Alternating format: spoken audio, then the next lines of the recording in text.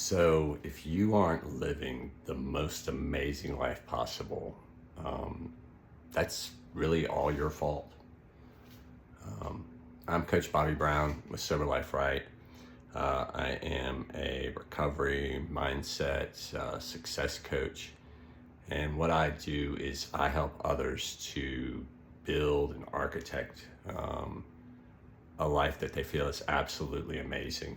Um, and I do this by massive goal setting, a lot of accountability, getting real honest with where we're at. And I believe in doing this very, very quickly. I believe that in 90 days, you can make massive transformations in your life if you take control and you take responsibility for it. One of the things I'm doing is I've decided one of my goals is to go through one of my favorite books over the next 90 days.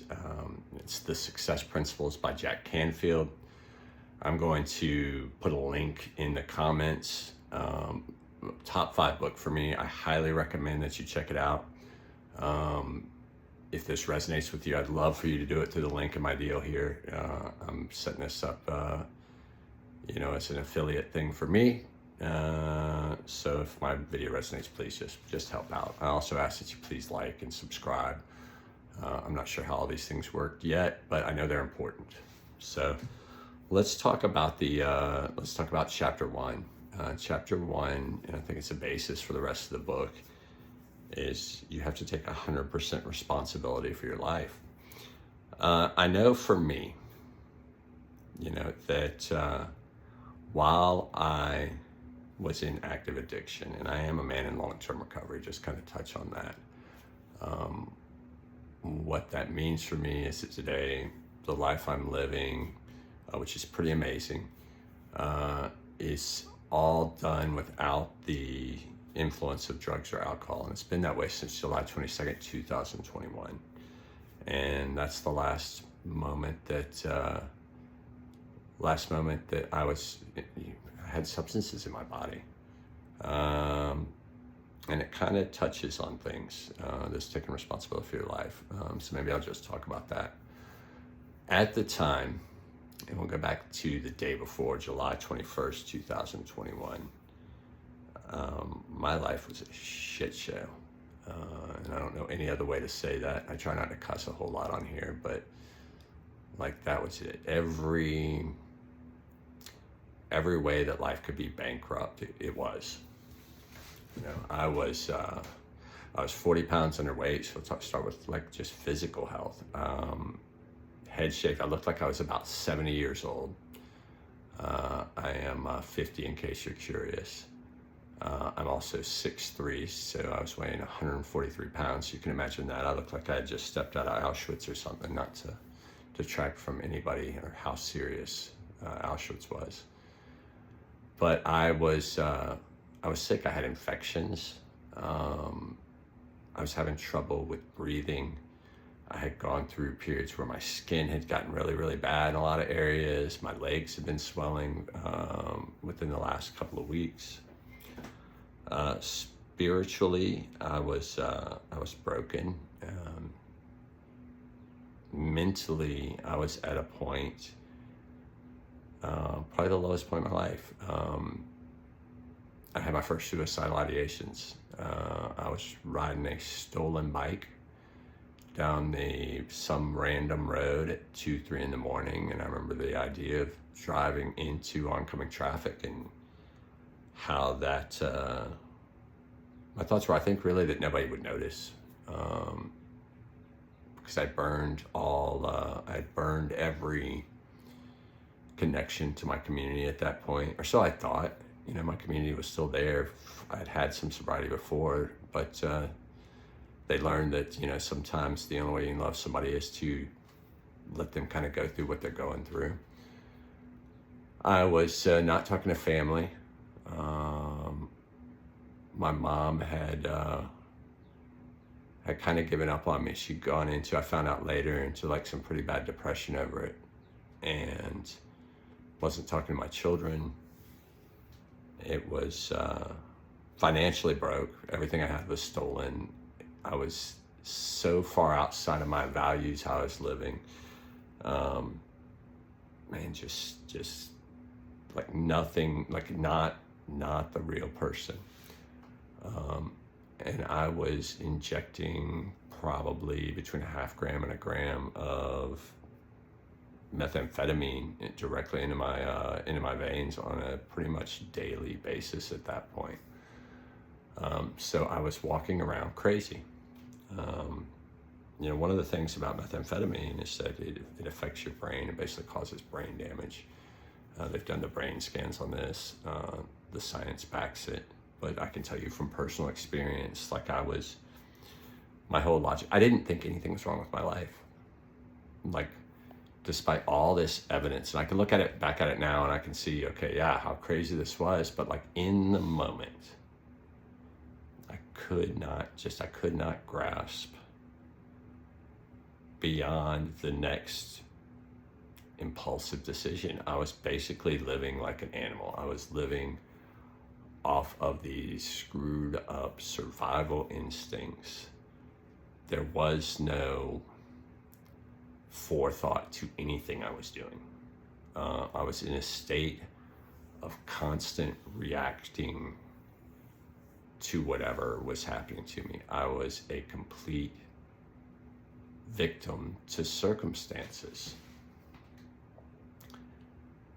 That kind of leads me into one of the most helpful takeaways from the book for me. Is this very, very simple equation, and it's E plus R equals O. So what that is, E stands for an event. So basically life, like what is happening to you? What are all the things outside of your control? And the majority of our life experience is stuff we can't control. Who's going to pull in front of you in traffic, just on a very simple deal. For me, where I'm going to live when I have no money, who is going to take me in? Because a lot of times that's how I survived, was somebody. I had to rely on somebody to take me in. Was I going to get caught with all the stealing I'm doing? Crazy stuff like that. And so it's so weird to like think back and like think like this was what my logic was back then. But I mean, that's just the reality of it. That's the reality of these very, very powerful substances that a lot of people put in their body with no knowledge of. R is how we respond to it. And if you're not real intentional on how you respond to life, what's going to happen? Like you're constantly making decisions, whether you are doing them on a conscious level or not. Throughout the day, events are happening to you, and most of them happen at the subconscious level. When you're in a car and somebody pulls in front of you and slams on the brakes, you either run into them or you slam on the brakes yourself or you swerve. You're not thinking about that stuff. That is your subconscious taking over. So the problem with that is over time when you're doing that it's just your subconscious is going to do what's worked in the past that may not always work in the present, which is kind of just gets into a whole nother thing. But regardless, whatever reaction you have, whatever your response is, all right, that is what is going to determine the outcome. So if you look at your life and you reflect on your life and you say, okay, I want a certain outcome for my life. I want my life to be amazing. I don't want to use drugs and alcohol. I want to have amazing friendships. I want to have an amazing relationship with a partner. I want to be close to my family. I want to be part of my community. I want to make money. I want to be financially secure. I want to be healthy. Like all these different things that we can be working on at any given point. If you're not getting that outcome, then you can do one of two things. You can take a look at blaming what's happening to you. I don't have enough time to go to the gym. I don't know how to cook, so I have to get this fast food. I need to be at work 40 hours because I got to pay the bills, so I can't take time to start my own business. I can look at all of these things. I can't change the events though. So I'm probably not going to get a different outcome. I'm going to just be stuck with that outcome. But if I look at, okay, well, what can I do different? If I take massive accountability for my life and say, okay, if this isn't working, then maybe I should try a different response. Suddenly that mindset, like, is free. Like, it's all, go back to like there's a quote or a story, I guess, I don't know, about Thomas Edison and how many failures he had making a light bulb. And his mindset was like, he didn't fail 10,000 times. He just found 10,000 ways how not to make a light bulb. And that's a powerful mindset. If you're not getting what you want, if you're not having an amazing life, then change something that you're doing.